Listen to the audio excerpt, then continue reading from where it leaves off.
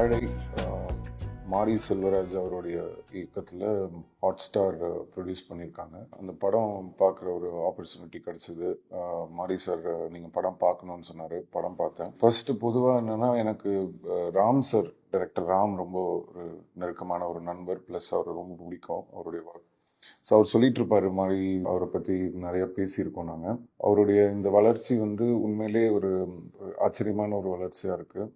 ஏன்னா ரொம்ப கமர்ஷியலான படங்களுக்கு தான் ரொம்ப இம்பார்ட்டன்ஸ் கிடைக்கும். ஸோ இந்த மாதிரி ஒரு டிஃப்ரெண்ட்டான படம் எடுக்கிறவங்களுக்கு வந்து மெயின் ஸ்ட்ரீமாக அந்த அளவுக்கு ஒரு பெரிய இதுவாக இருக்காது. பட் அவர் தொடர்ந்து அவருடைய படம் மூலயமா ஒரு மெயின் ஸ்ட்ரீம் ஆடியன்ஸை வந்து கேட்டர் பண்ணுற மாதிரி படங்களை கொடுக்கறது வந்து எனக்கு உண்மையிலேயே ரொம்ப ஆச்சரியமாக இருக்குது. கர்ணனாக இருக்கட்டும், லாஸ்ட்டாக வந்த மாமன்னனாக இருக்கட்டும், எனக்கு ரொம்ப பிடிச்ச படங்கள். நிறைய பேசியிருக்கேன் நான் அவர்கிட்ட. இந்த படம் வாழையை பொறுத்த வரைக்கும் ஒரு சிம்பிளான ஒரு ஃபிலிம் தான். பட் அதுக்குள்ளே ஒரு அவ்வளோ மெனக்கிட்டு இருக்காரு, அவ்வளோ பெயின் இருக்குது. ப்ளஸ் எனக்கு என்னென்னா, இந்த படம் வந்து அவருடைய ரியல் லைஃப் ஸ்டோரி அப்படின்னோடனே எனக்கு எப்படி சொல்கிறதுன்னு தெரியல. எனக்கு படத்தோட கதையை பற்றி நான் பெருசாக பேச வேணாம்னு நினைக்கிறேன். அப்போ தான் உங்களுக்கு பார்க்கும்போது அதோட இன்ட்ரெஸ்ட் இருக்கும். ஒரு டெக்னிக்கலி ப்ரில்லியண்ட்டான ஃபிலிம். சினிமா நேசிக்கக்கூடியவங்களுக்கு கண்டிப்பாக இந்த படம் வந்து ரொம்ப பிடிக்கும்னு நம்புகிறேன். மியூசிக்காக இருக்கட்டும், கேமராவாக இருக்கட்டும், எல்லா டெக்னீஷியன்ஸோட ஒர்க்காக இருக்கட்டும், ஆக்டர்ஸாக இருக்கட்டும், நடிச்சிருக்கிற அந்த 2 சின்ன பசங்க நடிச்சிருக்காங்க.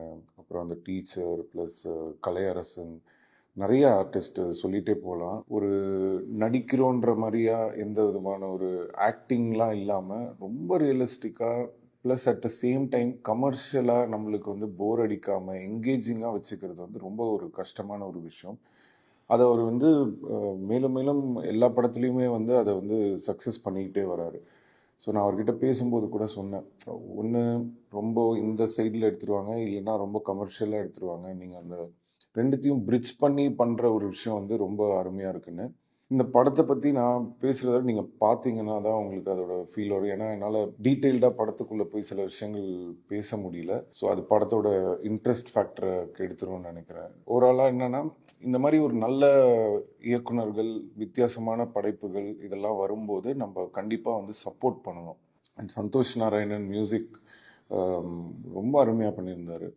எனக்கு லாஸ்ட்டாக ஒரு கல்கி கூட ரொம்ப பிடிச்சிருந்தது, அவர்கிட்ட பேசிகிட்டு இருந்தேன். பட் இந்த படம் வந்து ஒரு வித்தியாசமான ஒரு அட்மாஸ்ஃபியருக்கு அவரோட மியூசிக் வந்து அவ்வளோ பெரிய ஹெல்ப்பாக இருந்தது. தேனி ஈஸ்வர் அவருடைய கேமரா ஒர்க்காக இருக்கட்டும், எல்லாருமே ரொம்ப நல்லா பண்ணிட்டாங்க. அண்ட் மெயினாக ஹாட்ஸ்டார் இந்த மாதிரி ஒரு மெயின் ஸ்ட்ரீமாக இருக்கிற படங்களை மட்டும் சப்போர்ட் பண்ணாமல் வித்தியாசமான கதைக்களம், இந்த மாதிரி டிஃப்ரெண்ட்டான ஒரு ஃபிலிமை வந்து அவங்க முன் வந்து ப்ரொடியூஸ் பண்ணது வந்து ரொம்ப சந்தோஷமாக இருக்குது. So very very happy, Mari sir and the entire team, Hotstar, everyone. I wish you all very best, all the very best. Thank you.